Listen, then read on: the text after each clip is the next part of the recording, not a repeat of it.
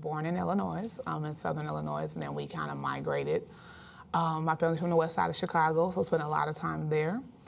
Then I lived in Milwaukee, Wisconsin for a little while, then back to Illinois, and then I actually ended up graduating high school in Kansas City. So we moved there like my sophomore year of high school. So I spent 2 years there until I went to the University of Missouri, and then to Texas. So, yeah. That sounds great. What was your family like?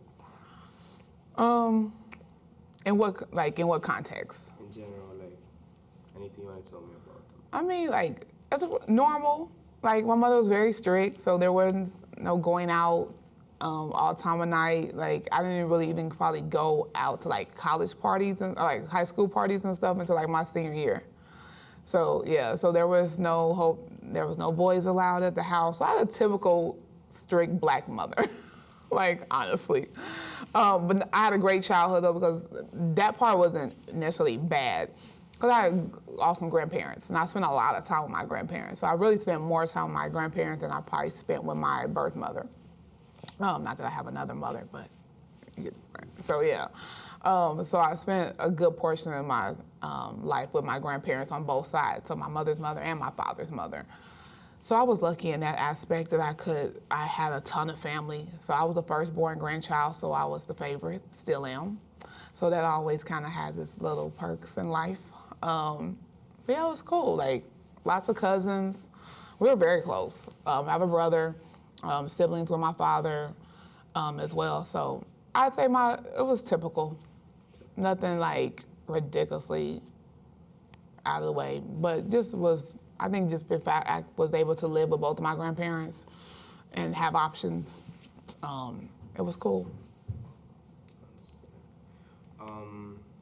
So I want to get to know you like more. Okay. If you don't mind. Yeah. Would you like to tell me basically something about you, like your background, and like what most likely what you do nowadays? How was it back then compared to now? So I graduated from high school in 1995. That was a great time.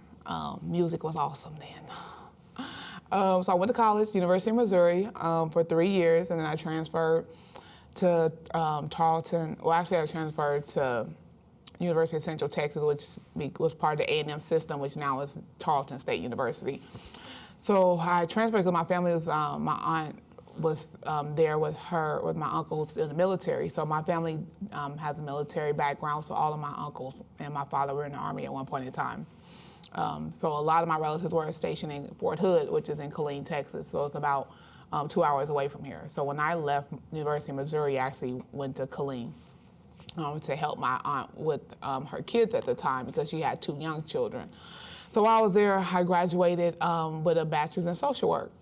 So I started out as an education major, and then I switched to social work because I didn't want to be in a field where like I would have to ever go back to college because I could only do one thing. So I wanted options. So, and I liked, working with people. So I majored in social work. So I graduated in 2001.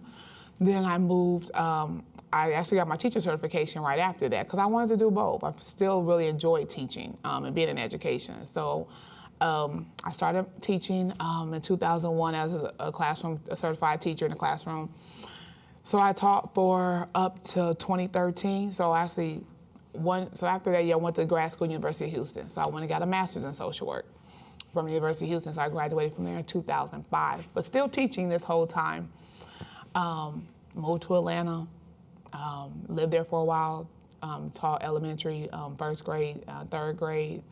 And then I ended up moving to Abu Dhabi and teaching English there. About 2013 was my last year teaching, and just the profession of teaching has changed since 2001 a lot from now. And now I still do instructional lessons. I'm part of a program with UT Austin, where they're doing instructional lessons for 4th graders on reading strategies. So I stay in the mix of education, but now I actually own a business. I own a branding company, so I help small businesses and solopreneurs brand themselves. So it's still teaching, but just teaching in a different capacity. So I'm now teaching people how to, market and brand their business and teach them about business processes. So that's what I do now, but still staying relevant in education, because I'm also the co-founder of a nonprofit called the Dream Big Scholarship Fund. So we raise money and do projects to help give scholarships out to graduating seniors and matriculating students in college as well. That's amazing. Yeah, so. I know you told me you've been everywhere. Yeah. So I would like you to pick a neighborhood that you could basically tell me whether gentrification was going on.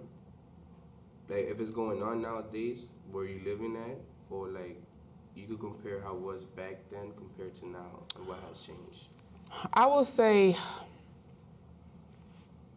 even where I grew up, even in Illinois, I think, well, gentrification didn't happen because everybody's still there, because really my family lived on the whole block. Yeah, so we lived on the whole block. And so even where my grandmother lived in the west side of Chicago, it's still the same as well. It's the west side of Chicago. So not much gentrification happening there, or in the neighborhoods that I grew up, because my aunt, like her kid, like, yeah, my aunts and uncles still stay on the block. So yeah. So I can say, well, they probably wasn't really affected by it at this point. What's the population like? Whether it's black, Latinos? So mostly black and white. Black and white. Yeah, there's black and white. I mean, back then there were a few Hispanics, but I'm pretty sure there's more now. But I haven't been there in so long.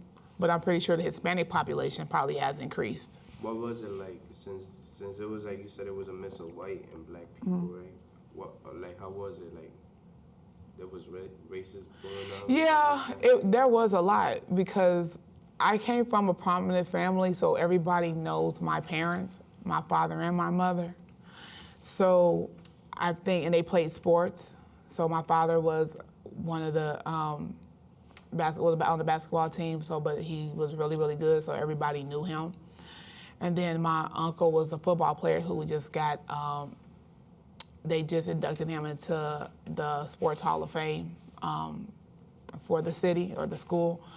So coming from, I think sports-wise, I think it probably, sports is its own little thing, but because everyone knew my family, I didn't really catch it a lot, because it was like, you just don't.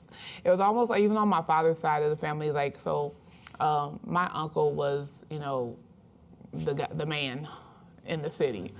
So it's like, so when you like when you're part of a family that is well connected, you don't really have a lot of issues, because they just know not to go there, Do not even get there. Right. So it's kind of so I would say it was almost like it's so funny, because my cousin and I were talking about it, that we didn't, as adults now, we really didn't realize how protected we were as kids, because of who we are, and who our relatives were, that nobody would ever come and say anything ridiculous or sideways to us, because they knew our family lineage.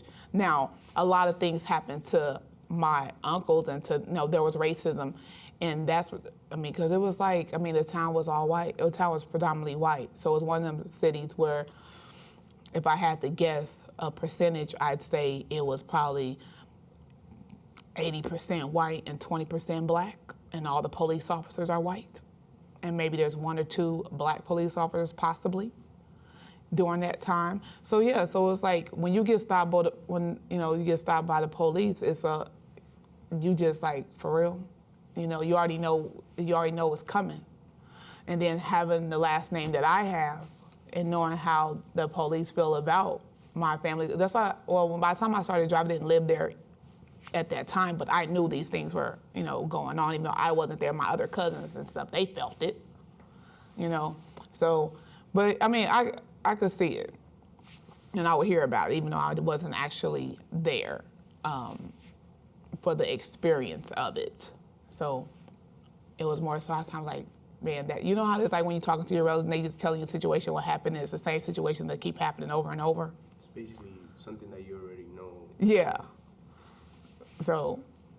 That's good. So if there's any experience that basically you went through, or some knowledge that you have that you want to share with me, that way I could get to know more. So I would say, honestly, I think back on pretty much every point of my career, even when I started. So when I started teaching, my first year, it was in a small town called Hubbard, Texas, right outside of Waco. And I was the first Black teacher there in a long time. And it took a while for the parents to really adjust to me, because the only other Black person in the building was the janitor. And I felt like it was although they loved her, but I still felt like it's one of them things where it's okay to be the help. But, when you're a teacher, you're with a degree and you're in a different position, they have to respect you and treat you a certain way. And so I think that during that year, it was rough. Because, I've always been the type of person to be on my own accord. I never really was, a follow suit type of person. So I had my own personality, my own way I wanted to teach. And I will say, I think that year was hard. Being the only Black teacher in a school, in a small town on top of that, I know it's plenty of times they probably wish they could make me disappear. At least you know that, So I'm pretty sure I know. And the principal, one thing I will say, the principal was very supportive. He really did try to go to bat for me, and he was white. And so he did, but I think it was one of them, especially in Texas, when you with that small town mentality, and then all the Black, most of the Black people that live in the city, they just got regular mediocre jobs. So I think out of the whole school district, they're like a 2A or 1A, like a 1A or 2A. So that's how small they are. So there may be in the whole district probably about 3 Black professional employees, And so I think with the librarian and then 1 teacher at the high school and myself. So it was a short group. Yeah. So I definitely know that there was probably times where I'm pretty sure some of my students, they never said anything to me directly, but I could sense just some of the things that they would go and say to the principal, but they never would really come and tell them to me. So I know they felt some type of way about me being there. So I'll say that. Actually, because I grew up in a very diverse background, I've been to a predominantly white institution. University of Missouri is a white school. University of Houston is it's my equivalent to an HBCU only because it's very, very diverse. And being across the street from TSU, Texas Southern University. So it's a good mix of kids, it's a good mix that go to U of H. So it's not all white, it's not all Black, and it's not all Hispanic. It really is a good melting pot. And a good place to be. I thoroughly enjoyed my time in grad school at U of H, money well spent. So I didn't really, during that time, I never really had issues, but I was able to relate to a lot of people because I've been to all Black schools in elementary. Then I went to predominantly white schools before, and I went to my high school I graduated from was Hispanic and Black. So I felt like I had already kind of had the training on how to deal. You was there getting there, right? Yeah. Through the process. Yeah. So I've had the training on dealing with different cultures of people just through my early education from elementary, middle school to high school. When I was in elementary, we got bussed out. So I was part of the bussed out program when that was in the 80s. Of going to school in the suburbs, to all white schools out in the suburbs, and not going to local city schools, all Black schools in the city. So having that experience. And I don't ever recall any bad ones. I don't recall any bad ones, but I think I will say this, that I do remember definitely all the Black kids that got bussed out, we all pretty much stuck together. Yeah. So I didn't have any white friends that I'm still friends with. I don't even remember none of their names during that time. It wasn't until high school then I really started developing friends of different cultures. And then I was back to just black kids, because my high school said that we left Illinois. My high school in Kansas City was mostly black and Hispanic. So that's kind of like the same thing. Yeah. To be honest. The same mess. Yeah. So on a discriminatory factor, I can honestly say I don't think I've really ever felt discriminated against in my whole adult life until I moved to San Antonio. So it just happened to be. It happened to be and mind you, I went to grad school in Houston. I lived in Houston. I taught school in Houston. I taught even in Atlanta. I taught in all backgrounds, at predominantly white schools, inner city schools, all of it. And it just happened to be. And it happened to be here. How you feel about that? You went everywhere, right? Every places, and then. I mean, even though to the Middle East, I'm like. And it happened. And it happened here, and it was like. But I just do not understand what it is. I don't understand how Hispanic culture could really, like, what do we do to y'all? Cause like what? Cause I can't really think of anything that would make you, as another minority, discriminate against a minority.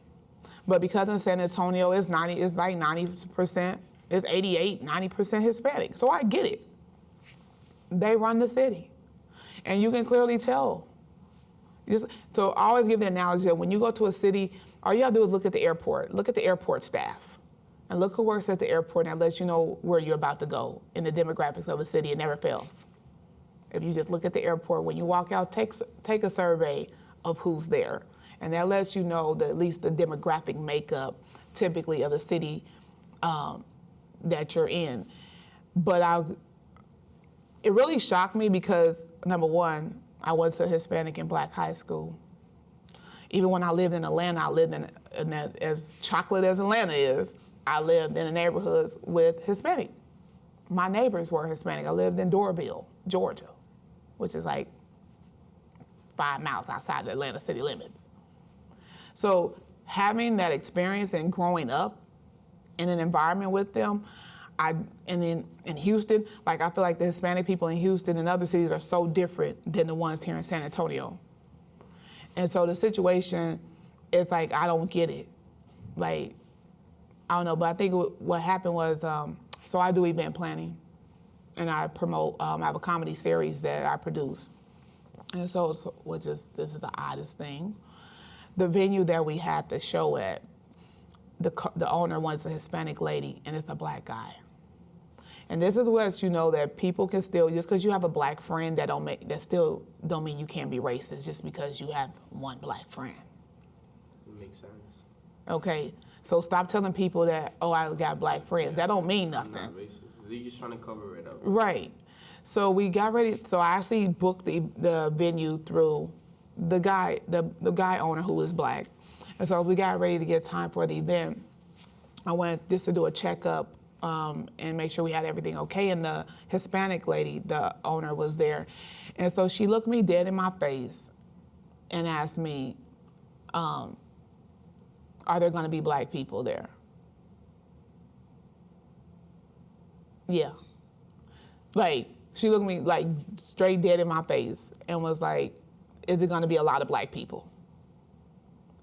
And I was shocked at first because I was like, what do you mean? But my response to her was like, and it's the God honest truth, I don't know who's gonna show up. I promote and we market and we promote the show to the public. Whoever buys the ticket, they're gonna be there. It's gonna be there. And of course, the day of the show, it's all Black. So, but it was packed. It was packed. About it. You do your job. job. It was packed. So they were like, when you can count, it's almost like that's when you can count white people or Hispanics on your hand, you know, it wasn't that many. So there was about like 3 Hispanic people that came, and one of the comedians was white. So it was very few white people. But the fact that she would ask me that, and my initial response to her really wanted to be, does it really matter? But I had to still maintain a level of professionalism.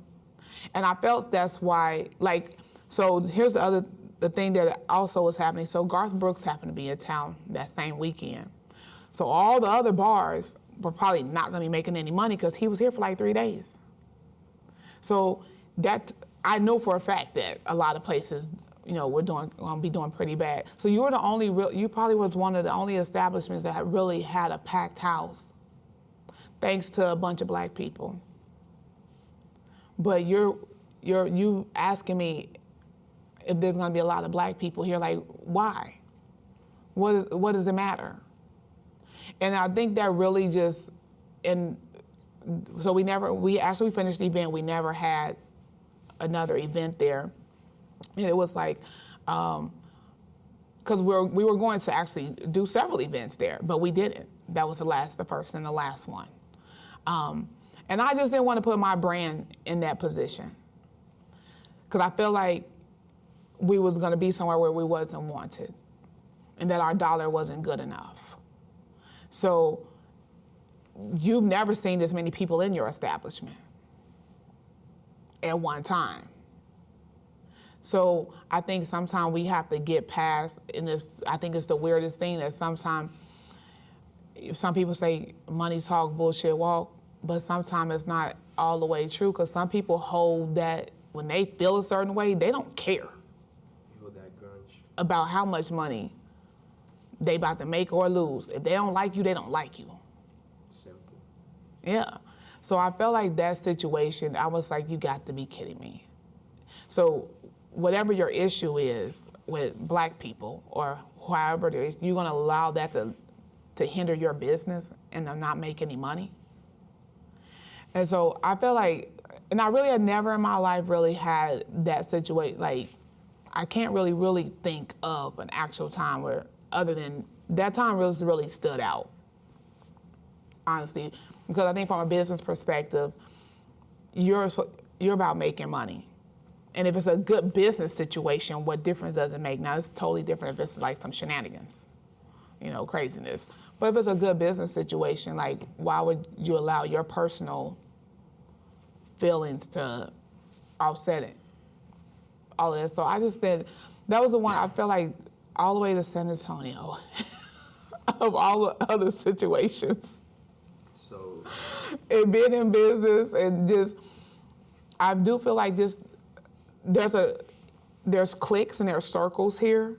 And so they're hard to tap into because they've all been together for so long. So it's like a black, and the black people do what they do. And even when it comes to a lot of events, you very rarely see a good mix of people culturally at an event together, honestly. So when you say it has to be San Antonio, because I was interviewing the first person I interviewed today. He said the same thing you said backwards. He's basically Mexican. He told me, I've been everywhere. I got to San Antonio, my family too. And it's just mixed with black people and us, Hispanic. But there's always, like the same thing he told me, talking about all you see is black people in the neighborhood I live in. You also have the Mexicans around there, but it's not the same thing. It's not. You feel like the black people are overpowering us, and I'm like, you just told me that it's Hispanic, so it's a mess. San Antonio just have it all. No, okay, so here's the thing. There's no way. Now in his neighborhood, so let's think, when you're 9% of the population versus 80 something, there's no way that could really happen. Honestly, right now, I've only lived in San Antonio 5 years. The east side is what's the quote unquote the black side or the hood or whatnot, but it's a good mix. We're on the east side right now, so where we are is considered the east side. If you walk outside, you're probably gonna see way more Hispanic people when you walk out these doors than you'll see at least 2 or 3 Hispanic people before you see a black person, probably. Because it's a good mix that's on this side of town. It really is. So I'm not sure how That's interesting that he would say that. It's probably only on the street that he live in, but Yeah, and it could, honestly, so I don't think that, I mean, we're in pockets. That's the thing. We're just in pockets. So the larger black population is here on this side of town, and then when you go to the north, like northeast, out in the suburbs, there's a large pocket of African Americans as well. So we're, as African Americans, we're just in pockets. Yeah. So yeah. So if there's anything in this war that you could change, what would it be?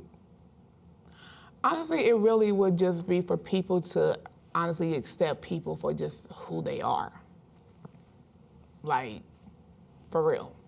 Like, at the end of the day, like, we all really do have the same struggles. And people go through whatever they go through, no matter what race they are. But I think it's just important that we really, and even for African American people, to treat African American people in certain, and all of it across the board, for people just to really treat people for just who they are, because we all didn't do it. I can't walk around being mad at every white person because every white person didn't do it. You got to be mad at the person that did whatever they did to you. That's the person that you stop messing with. You cannot just Yeah. nobody. Right, so you can't be mad at a whole, I mean, I realize that sometimes we make it hard. Because when you keep doing stuff, it's hard to, I mean, it's like the whole thing, even with the police brutality, it's like, it's really hard for you to really try to see the police in a good light, but you gotta try because they all didn't do it. Yeah. But when it keeps happening, you have to really, it's a mindset. So you really have to be focused and realize that every police officer didn't do it. These people did it. In the same way I think vice versa, we have to figure out whatever happened. All white people didn't do it, all black people didn't do it. You treat people according to your interactions with them. And you take out whatever your issue is with that one person. So it should be like that. I understand. So if there's something else you want to share at this time, or something that you feel that I didn't ask you, right now would be the perfect time to talk to you.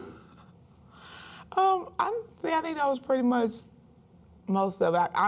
I really just, it was funny that I asked when the whole thing happened 2 years ago at the University of Missouri with the football team, when they decided to play versus because of the racial stuff that was happening on campus. I asked some of my friends that I'm still friends with when I went there, and I was like, did anything ever happen to y'all while we were at school? Because I don't remember, I never had anyone do anything really racially motivated, or say anything, or say any racial slurs or anything to me personally while we were there. And so they did say they had a couple, situations. And I was like, I wonder why. I was like, we never really talked about it. Because I was like, when it happened, I was like, oh my, not that I didn't think that it was happening, it just, nothing happened to me, or I thought my circle in 1995 to 98 while we were there. But I'm pretty sure it probably did happen, because I will say, even going there, the dorm I stayed in, so my friend stayed across the hall, and her roommate was white. I got lucky and I got a black roommate. She had never been around black people before. And that's a hard situation to be in. And when you got to live with somebody who's never been around black people, she was from a rural town in Missouri. So there was them two had a lot of issues. Like, it was a struggle till she finally moved out. And I was happy that it wasn't me, because I was like, I don't think I would have dealt well with it, honestly. But I think that when you have situations like that, and this is why it's important for people to expose their children to things and take them places outside, especially when you're from a small town. That's why it's important to travel and go outside of your city, go to the next major city close to wherever you're from, so you can see and have that experience, and not let you going to college be your first experience seeing black people or interacting with them, because it's probably not going to go well, especially if you say something outlandish. because we all know. It goes down. Right. And if you from wherever you from, you know, you just know what you know from being in your hood or wherever. You don't take too kindly to, like, really? But then you realize, you know, you try to do better because you're in an educational institution, you know, so you don't let that, you know, that side get out or, yeah, but yeah, like, I think that's why it's important just for people in general to expose their kids to, and I was lucky. I went to school and I went to school with a number of ethnicities. So I was really ready, you know, for whatever, because I had been exposed to it early through, you know, my education and then just working.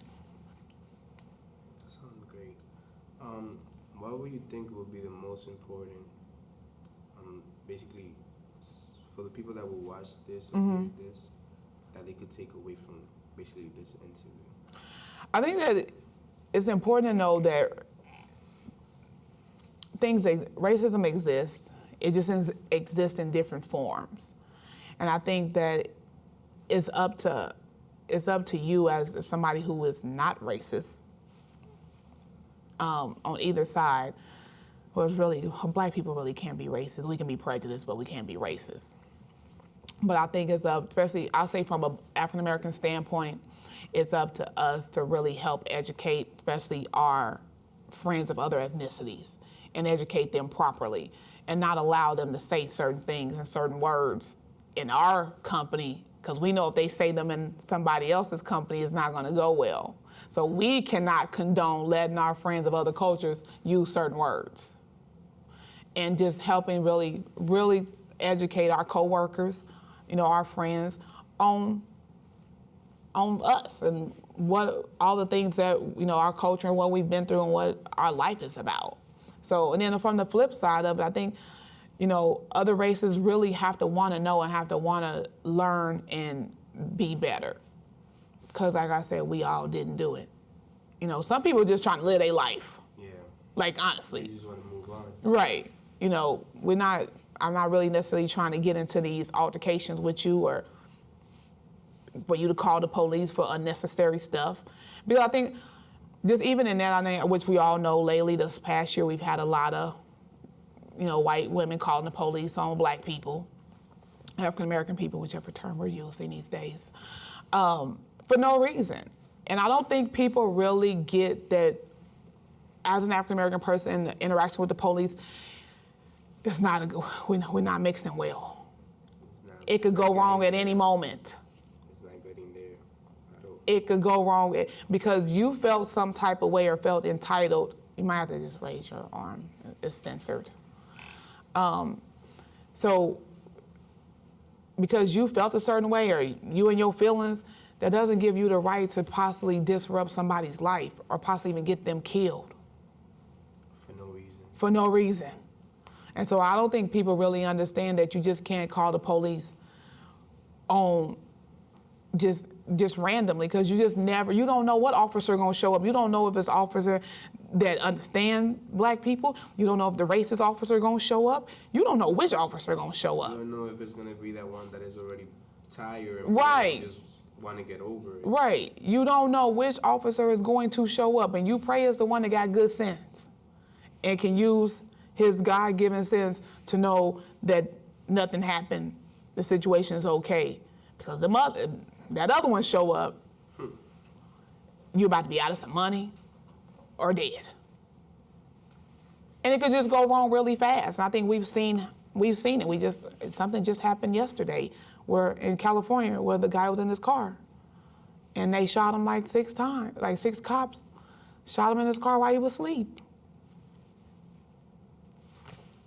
So I don't know if you guys saw that story, but it just happened yesterday.